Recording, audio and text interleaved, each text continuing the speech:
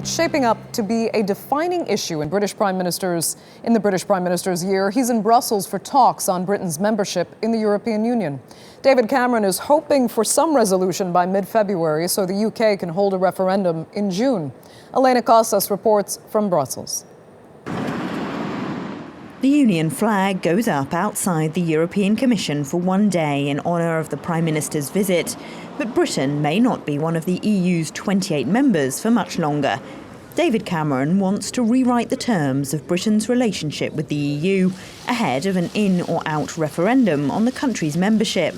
He needs all 27 other EU governments to agree to a deal, and previous meetings have stalled over plans to limit EU migration into the UK. He may now be close to a compromise, what's being called an emergency break. It goes to a deeper issue, which is the British people and I want a system where you have to pay in before you get out. We don't want a something-for-nothing society. That's what we're determined to deliver. We've made some progress today. It's not enough. It's going to be hard work.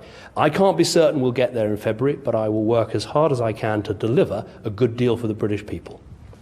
Cameron has repeatedly said he wants a deal ahead of February's EU summit in just 3 weeks. I think the real deadline for the agreement here in Brussels is in mid-February, because that's the only way that he can get a referendum done by the end of June. That's crucial because otherwise you're running into another summer of bad news from Europe on the migration front, and it's very clear that migration is the one concern that British people have on their mind when it comes to Europe. So he will want to make sure that he gets an agreement here in mid-February so that he can go to the country before the end of June.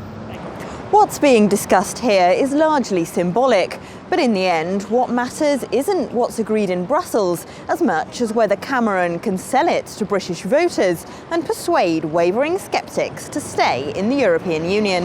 Elena Casas, TRT World, Brussels.